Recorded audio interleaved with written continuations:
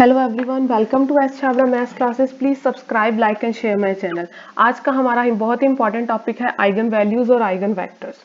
ये हमारे कॉम्पिटिटिव में भी और जो बच्चे थ्योरी पेपर दे रहे हैं उन दोनों के लिए ही बहुत इंपॉर्टेंट है, और ये हमारा कॉम्पिटिटिव में बहुत ज़्यादा फ्रिक्वेंटली क्वेश्चन पूछे जाते हैं इस टॉपिक के ऊपर। तो हम अभी टॉपिक शुरू करते हैं। आइगन वैल्यू और आइगन वेक्टर समझने से पहले हमारे पास कुछ इंपॉर्टेंट डेफिनेशंस हैं, हमें उनको क्लियर करना बहुत ज़रूरी है। जैसे कि हमारे पास फर्स्ट डेफिनेशन आती है कैरेक्टरिस्टिक मैट्रिक्स की। ये वही जैसे हमने मैट्रिक्स पहले पढ़ी थी कि हमारे पास मैट्रिसेस क्या होती है, m इंटू एन मैट्रिक्स है कि जिसमें m हमारे पास होता है नंबर ऑफ रोज और number of rose and n होता है हमारे पास नंबर ऑफ कॉलम। वैसे ही अब हमारे पास है कैरेक्टरिस्टिक मैट्रिक्स। इसके लिए कुछ हमारे पास स्पेसिफिकेशंस हैं। जैसे कि आप देख सकते हैं हमारे पास कोई ए मैट्रिक्स दी हुई है n इंटू एन मैट्रिक्स की, जो कि क्या होती है स्क्वायर मैट्रिक्स। हमने इनिशियली मैट्रिक्स पढ़ी है m इंटू एन की, जिसमें m और n हमारे पास डिफरेंट रोज और कॉलम्स होते हैं। अगर ये रोज और कॉलम्स हमारे पास सेम हो जाते हैं तो ये हमारे पास क्या होती है स्क्वायर मैट्रिक्स, जो कि हम अभी पढ़ रहे हैं। जो हमें स्पेसिफिकेशन दे रखा है इस मैट्रिक्स का वो क्या है, n इंटू एन मैट्रिक्स, यानी हमारे पास एक स्क्वायर मैट्रिक्स है जिसका ऑर्डर क्या है n। ठीक है, तो वो कह रहा है तो हम अगर ये ए मैट्रिक्स स्क्वायर मैट्रिक्स है तो करेक्टरिस्टिक्स मैट्रिक क्या होगी, ए माइनस लैम्डा आई। ये हमारे पास होती है करेक्टरिस्टिक मैट्रिक्स, जहाँ पे ए हमारे पास क्या है इनिशियली स्क्वायर मैट्रिक्स, लैम्डा है हमारे पास कोई स्केलर क्वांटिटी, और आई है हमारे पास आइडेंटिटी मैट्रिक्स। आइडेंटिटी मैट्रिक्स क्या होता है हमारे पास, जिसके डायगोनल एलिमेंट सारे क्या हो 1, भले कितने भी ऑर्डर की ये हमारे पास स्क्वायर मैट्रिक्स हो, जिसके डायगोनल एलिमेंट सारे होंगे 1। इसके अलावा जो इसके एलिमेंट्स होंगे वो क्या होंगे 0। और हमारे पास हमने ये जो सारी अभी तक जितनी भी प्रॉपर्टीज और मैट्रिसेस के बारे में सब पढ़ा है वो सब यूज होगा।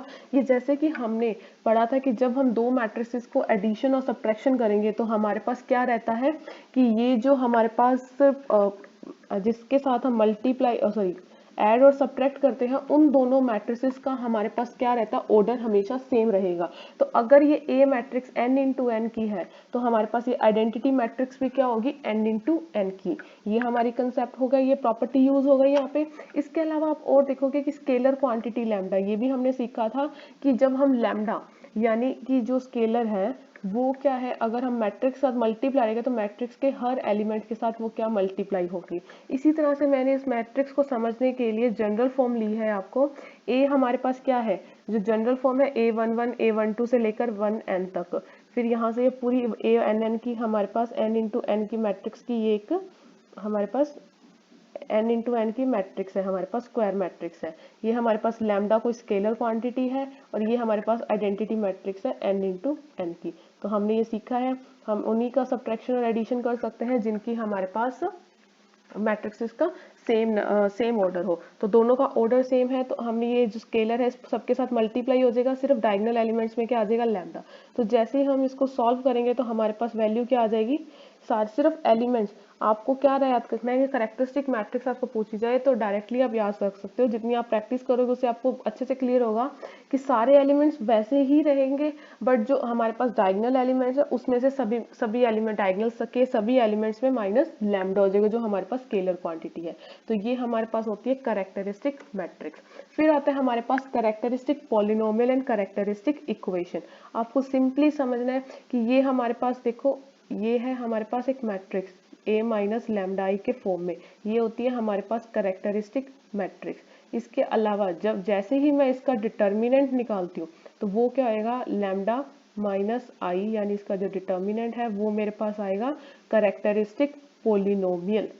ठीक है, करेक्टरिस्टिक मैट्रिक्स को जब हम डिटर्मिनेंट निकालेंगे लैम्डा के फॉर्म में आंसर आएगा। इस फॉर्म में आप देख सकते हो जब आप सॉल्व करोगे। इसी तरह से ये हमारे पास A0 A1 AN ये हमारे पास क्या होंगे, कांस्टेंट के वैल्यूज होंगी हमारे पास। ये अगर हम इसका डिटर्मिनेंट निकालते हैं तो ये हमारे पास क्या कहलाएगा, पॉलिनोमियल इन लैम्डा। अगर हम इस जो हमारे पास डिटर्मिनेंट निकाला है इसको इक्वल्स टू 0 पुट करें तो हमारे पास वैल्यू क्या आएगी, तो हम उसको क्या बोलेंगे, करेक्टरिस्टिक इक्वेशन।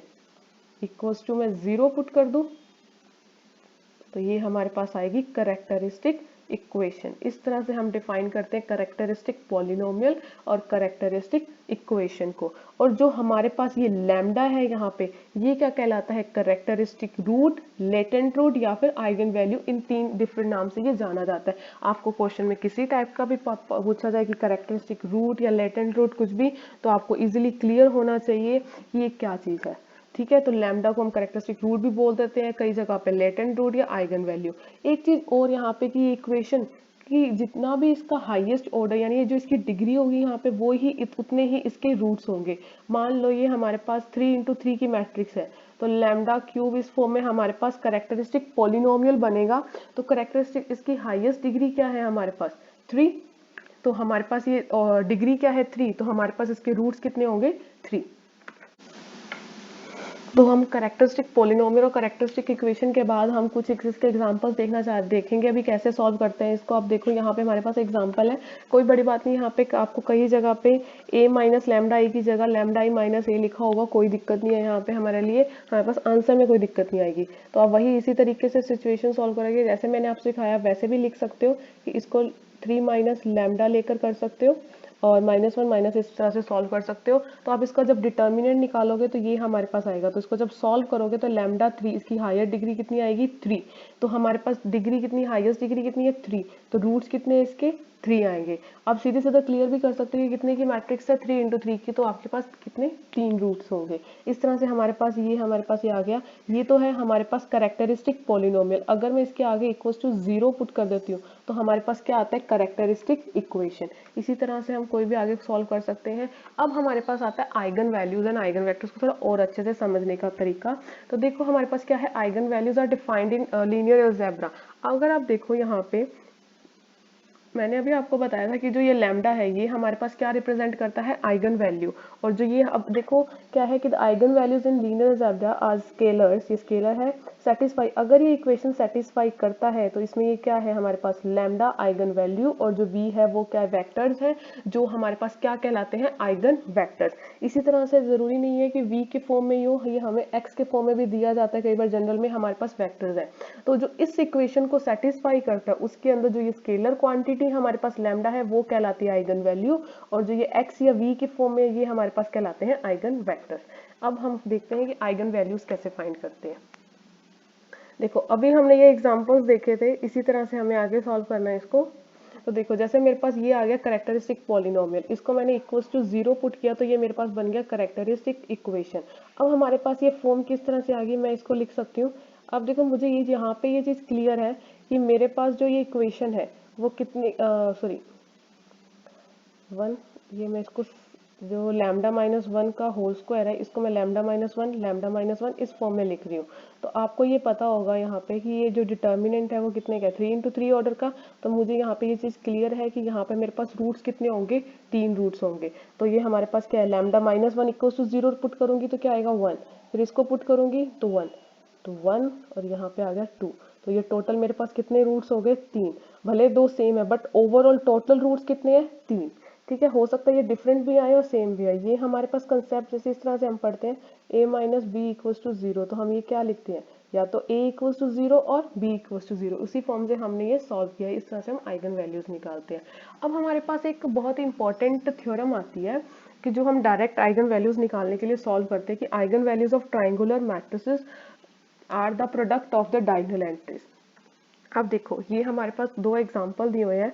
सबसे पहले हमारे पास समझने की जरूरत है कि ट्राइंगुलर मैट्रिसेस क्या होती है। मैंने क्या आपको बताया था कि ट्राइंगुलर मैट्रिक्स क्या है, कि जो भी हमारे पास डायगोनल एलिमेंट्स होते हैं, ठीक है, अगर उसके अपर जो एलिमेंट्स है वो सारे के सारे 0 हो गए तो वो क्या कहलाती है, लोअर ट्राइंगुलर। अगर जो हमारे पास मैट्रिसेस डायगोनल एलिमेंट्स के लोअर पार्ट में जो भी, लोअर साइड में जो भी एलिमेंट्स है वो 0 हो गए तो वो क्या कहलाती है हमारे पास, अपर ट्राइंगुलर मैट्रिसेस।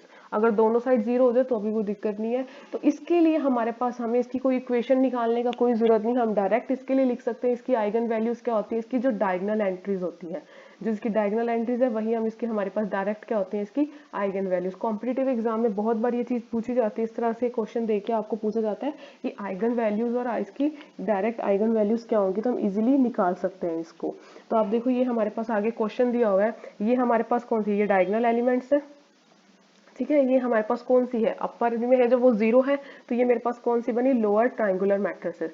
तो हमारे पास अगर मेरे को कोई पूछे यहाँ पे कि आपका ये हमारे पास आइगन वैल्यूज क्या है, तो मैं डायरेक्ट बताऊंगी इसके आइगन वैल्यूज क्या है, 2, 1 और -3। तो हमारे पास ये क्या आ गई इसकी आइगन वैल्यूज। फिर हमारे पास इसी तरह से ये इक्वेशन है, तो इसी में हमारे पास ये क्या है, डायगोनल एलिमेंट्स। ये हमारे पास अपर ट्राइंगुलर, ये एक्चुअली क्या डायगोनल मैट्रिक्स का एग्जांपल है। इसमें भी सेम यही होता है कि जिसमें जो अपर ट्राइंगुलर और लोअर ट्राइंगुलर बहुत दोनों की तरह रिएक्ट करते हैं डायगोनल मैट्रिक्स। इसमें भी वही बात है कि जो हमारे पास आइगन वैल्यूज है वो डायरेक्ट क्या है, इसके इसकी जो हमारे पास डायगोनल एंट्रीज है वही इसकी क्या है, आइगन वैल्यूज है। अब इसी तरह से हमारे पास इसको सॉल्व करने का तरीका देखते हैं। अब देखो ये हमारे पास इस तरह से लिखा गया है, जो मैं लिखती हूँ a माइनस लैम्डा आई, ठीक है। इसी तरह से मैंने इसको सॉल्व करके लिखा है। ए यहाँ पे ये मेरे पास कोई मैट्रिक्स गिवन है, माइनस मुझे आइडेंटिटी मैट्रिक्स उसी ऑर्डर की, तो ये मेरे पास सॉल्व करके आ गया। तो ये मेरे पास क्या आ गया, कैरेक्टरिस्टिक पोलिनोमियल। अगर मैं इसको इक्वल्स टू 0 पुट कर देती हूँ, ये मेरे पास क्या आ गया, कैरेक्टरिस्टिक इक्वेशन। अब डायरेक्टली मैं इसको आइगन वैल्यूज निकालने के लिए इसके रूट्स निकालूंगी, तो रूट्स मेरे पास क्या है, 1 और 1। तो मेरे को ये क्लियर था पहले ही कि मेरे पास ये, तो देखो कि सीधा सीधा भी आप क्लियर कर सकते हो कि मेरे पास क्या है, लोअर ट्राइंगुलर मैट्रिक्स है, तो मेरे पास इसके आइगन वैल्यूज क्या है, 1 और 1। 2 इंटू 2 की मैट्रिक्स है, तो ऑब्वियस ही बात है ये हमारे पास क्या है, 2 इंटू 2 की मैट्रिक्स के अंदर कि 2 ही रूट्स होंगे। वो रूट्स क्या भले सेम हो या डिफरेंट हो, बट वो रूट्स क्या होंगे, दो, टोटल 2 होंगे। तो ये वो क्या आ गए, 1 और 1। अब हमारे पास इसकी कुछ प्रॉपर्टीज आती बहुत ही इंपॉर्टेंट। वो फर्स्ट प्रॉपर्टी है the trace of a matrix A designated by the trace A. देखो ट्रेस हमारे पास होता क्या है कि ट्रेस हमारे पास एक मैट्रिक्स का ट्रेस है, जिसको हम कैसे रिप्रेजेंट करते हैं, T I of A is the sum of the elements of the main diagonal. कोई भी हमारे पास स्क्वायर मैट्रिक्स है जिसमें देखो आपको ये पता होगा कि जो डायगोनल एलिमेंट्स हैं वो स्क्वायर मैट्रिक्स में ही पॉसिबल होते हैं। तो जैसे ये डायगोनल एलिमेंट्स का सम करें, जो इन डायगोनल एलिमेंट्स हैं इनका सम करते हैं, उसको हम क्या बोलते हैं, ट्रेस। इसी के बेस पे हमारे पास फर्स्ट प्रॉपर्टी है the sum of the eigen values of a matrix equals to the trace of the matrix. Clear, कि जो भी सारी आइगन, देखो ट्रेस हमारे पास ट्रेस दो चीजें, ट्रेस ऑफ ए। आपको किसी भी तरीके से ये कॉम्पिटिटिव में ये जो प्रॉपर्टीज के जो जितने भी ये रिजल्ट्स है बहुत यूजफुल है, डायरेक्ट पूछे जाते हैं। जिन्होंने कुछ लास्ट लेक्चर्स नहीं देखे हैं, इसके कुछ चीजें जैसे डिटर्मिनेंट निकालना, ये सब वैल्यूज निकालना, वो आप पिछले लेक्चर में डिस्क्रिप्शन बॉक्स में लिंक डाल दूंगी, आप इजिली उसमें से फाइंड करके आप उसको देखकर आप अच्छे से क्लियर कर सकते हैं अपने डाउट्स। तो देखो ट्रेस ऑफ एक, तो ये क्या होता है, समीशन ऑफ डायगोनल एलिमेंट्स, इसी को लिखते हैं ए आई आई से, जहाँ पे आई कहाँ से कहाँ तक वेरी करता है, 1 से n तक, ठीक है। इसके बाद हमारे पास इसने जो फर्स्ट प्रॉपर्टी से बोला ट्रेस, हमारे पास इसकी डेफिनेशन और भी क्या है, सम ऑफ आइगन वैल्यूज, ठीक है। सम ऑफ आइगन वैल्यूज भी दिए हो तो भी हमारे पास ट्रेस दिया जाता है। कई बार क्या होता है, हमें ट्रेस दिया जाता है और एक आदि हमारे पास आइगन वैल्यू मिस करके वो आपको पूछ सकता है, तो आप इजीली निकाल सकते हो। सेकंड प्रॉपर्टी हमारे पास ये कहता है कि matrix is singular if and only if it has 0 eigenvalue. Singular matrix का मतलब क्या होता है, हमारे पास determinant of A equals to 0। तो ये कहना चाहता है अगर determinant of A equals to 0 है तो हमारे पास ये इफ एंड ओनली इफ की कंडीशन होती है, तो कम से कम उसकी एक आइगन वैल्यू क्या होगी, 0। या फिर अगर किसी मैट्रिक्स की कम से कम एक आइगन वैल्यू 0 है तो उसका डिटर्मिनेंट हमारे पास क्या होगा, 0 होगा। ये इफ एंड ओनली इफ की कंडीशन है, ठीक है। थर्ड प्रॉपर्टी कह रहा है the eigen value of an upper or lower triangular elements are the elements on the main diagram. ये जस्ट हमने अभी पीछे थ्योरम पढ़ी और इसके हमने एग्जांपल्स भी देख लिए। फोर्थ प्रॉपर्टी क्या कह रहा है कि if lambda is an eigen value of A and A is invertible then 1 upon lambda is an eigen value of A inverse. कहना चाह रहा है कि जैसे मैं आपको एग्जांपल लेती हूँ यहाँ पे कि मेरे पास ए मैट्रिक्स है 2 इंटू 2 की और ये दो उसकी आइगन वैल्यूज है, तो ये कहना चाह रहा है कि ए इनवर्स कि क्या है हमारे पास उसकी आइगन वैल्यूज हमें डायरेक्ट पूछेगा, हमें बिना मैट्रिक्स के तो हम क्या लिखेंगे, 1 अपॉन लैम्डा, यानी 1 अपॉन 1 और 1 अपॉन 2। ये हमारी क्या होगी आइगन उसकी ए इनवर्स की आइगन वैल्यूज हमारे पास डायरेक्ट बिना मैट्रिक्स को जाने हुए। ये हमारे बहुत सारे डायरेक्ट रिजल्ट्स हैं जो कई बार थ्योरी में थ्योरम के फॉर्म में भी पूछे जा सकते हैं, और जो कॉम्पिटिटिव है उनमें तो डायरेक्ट रिजल्ट्स बहुत यूज होते हैं, बहुत ज़्यादा। इनमें भी एक आधा क्वेश्चन जरूर फिक्स आता ही आता है। तो जितने अपने इसके ऊपर कंसेप्ट क्लियर रखोगे उतना आपको बेनिफिट रहेगा। इसके अलावा हम देखते हैं, और देखो एक चीज और, इससे यहाँ से ये चीज भी लिंक कर सकते हैं, हम अच्छे से समझ सकते हैं। जैसे मैंने आपको बोला था डिटर्मिनेंट इक्वल्स टू जीरो, यानी सिंगुलर है नॉन जीरो, उसका रैंक के साथ भी आपको एक लिंक बताया था मैंने। इसी तरह से इसकी आइगन वैल्यूज में भी है। देखो इसने एक चीज स्पेसिफाई की है कि अगर कोई ए मैट्रिक्स है जो कि इन्वर्टेबल है, मैंने आपको ये बात बोली थी, इन्वर्टिबल क्या होता है, इन्वर्टिबल किसकी पॉसिबल होता है, जिसका determinant not equal to zero है। अब आप खुद समझो, यहाँ पे अगर डिटर्मिनेंट इक्वल टू जीरो आ गया, ठीक है, मतलब उसकी एक वैल्यू, कम से कम एक वैल्यू तो उसकी जीरो होगी, हो सकता है दो हो, या सारी की सारी भी वैल्यू जीरो हो सकती है, ये भी पॉसिबल है। तो वो कह रहा है कि अगर वो इन्वर्टिबल है तो इन्वर्टिबल क्या ही ये इनवर्स होगा। मान लो अगर आपको जीरो आ जाती में, ठीक है, तो ये 1/0 इन्फिनिटी, तो ये तो पॉसिबल ही नहीं थी हमारे पास। तो ये सारी चीज भी इनसे सारी लिंक करती है। अब हमारे पास नेक्स्ट प्रॉपर्टी आती है, प्रॉपर्टी नंबर 5। आप देखोगे क्या है, सेम इसी के बेस पे ऊपर है जो अभी हमने पढ़ा है। मैं आपको पूरा का पूरा एग्जांपल बताती हूँ। ये प्रॉपर्टी 5, 6 और ये 7 है, सॉरी, और ये है 8। तो आप अच्छे से देख सकते हैं, यहाँ पे मैं आपको एक पूरा एग्जाम्पल बता देती हूँ। मान लो मेरे पास ये क्या है, इस तरह से कोई तीन मैट्रिसेस है 3x3 की, 1, 1 और 3, ठीक है। तो इसके अकॉर्डिंग ए इनवर्स के लिए हमारे पास आइगन वैल्यूज क्या होंगी, 1/1। देखो सेम है, इसका मतलब ये नहीं कि आप उसको लिखोगे नहीं, वो उसके अकॉर्डिंग वेरी करेंगी, ठीक है। 1/1, 1/3। इसी तरह से अब इसने बोला कि अगर लैम्डा कोई आइगन वैल्यू है ए की, तो के लैम्डा उसकी आइगन वैल्यू होगी के ए की। मैं के की जगह ले लेती हूँ 2a मान लो, ठीक है।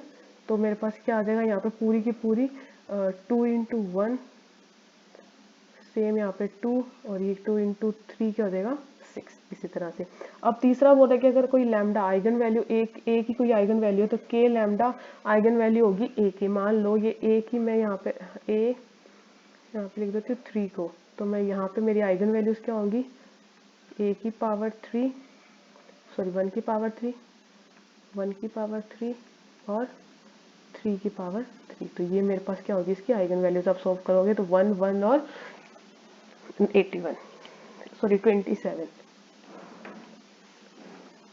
फिर हमारे पास अब लास्ट प्रॉपर्टी, सॉरी एक प्रॉपर्टी और रहेगी 7। ये कहना चाहता है कि अगर मेरे पास कोई लैम्डा आइगन वैल्यू है इसकी ए की, तो जो मेरे पास ए ट्रांसपोज की आइगन वैल्यूज हैं वो भी क्या होंगी सेम, यानी 1, 1 और ये 1। अभी हमने लास्ट में सीखा था कि जो ए और ए ट्रांसपोज का मैट्रिक्स सेम होता है और ये आइगन वैल्यूज भी सेम होती है। उसके बाद हमारे पास लास्ट इसकी प्रॉपर्टी है, वो बताता है the product of the eigen values of a matrix equals to the determinant of A.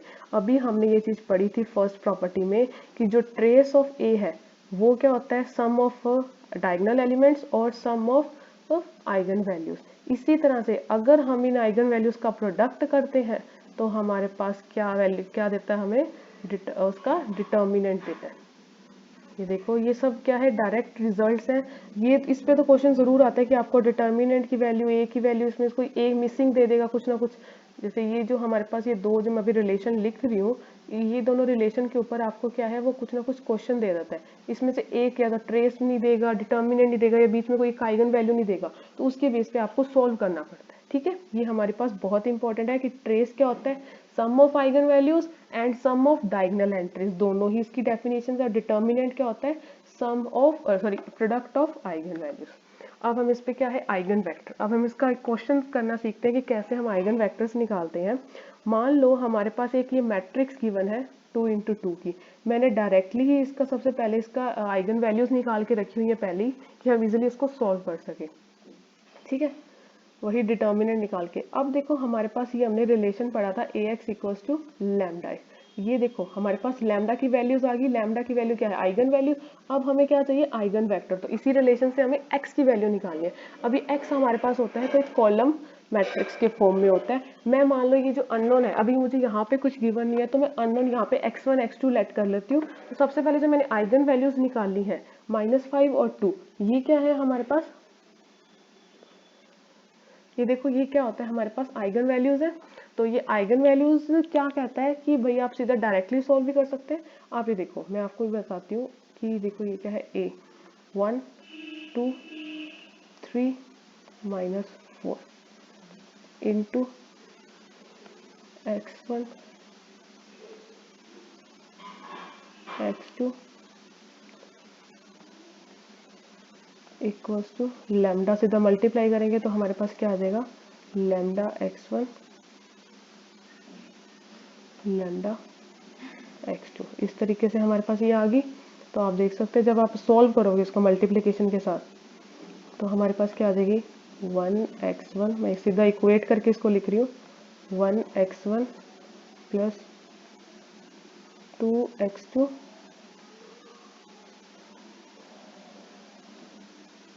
Equals to lambda x1। इसी तरह से सेकंड इक्वेशन मेरे पास क्या बनेगी, इक्वेट करके सारी की सारी जो हमने पहले प्रॉपर्टीज पढ़ी है सिर्फ उन्हीं का यूज हो रहा है, कोई हम नई चीज नहीं पढ़ रहे हैं। अभी जो नई चीज हमारे पास क्या है, आइगन वेक्टर कैसे सॉल्व करते हैं। आइगन वेक्टर हमें सॉल्व करने का तरीका वही पुराने कंसेप्ट से है, तो वही हमें पहले अपनी सारी प्रॉपर्टीज क्लियर रखनी पड़ेंगी, उसी से हमारे को बेनिफिट रहेगा।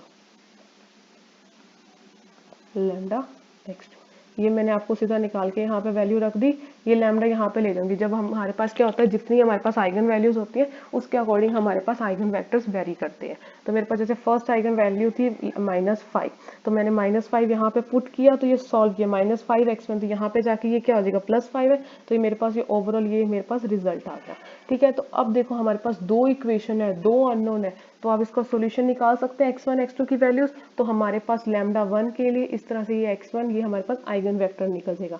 सेम इसी तरह से जब मैं lambda 1 equal to 2 second eigen value के लिए निकालूंगी तो मैं यहाँ पे लैम्डा की जगह क्या पुट करूंगी 2, तो ये 2 इधर जाके हमारे पास क्या हो जाएगा माइनस, तो ये -x1 प्लस 2x2, और जो मैं यहाँ पे पुट करूंगी 2 तो यहाँ पे जाके हो जाएगा -2x2, तो ये आ जाएगा 3x1 और -6x2, ये देखिए -4 है।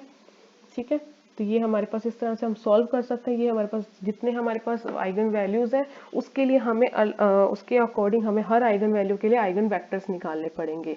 ठीक है, इस पर हम थोड़ा और चर्चा करेंगे आइगन वेक्टर पे नेक्स्ट लेक्चर में।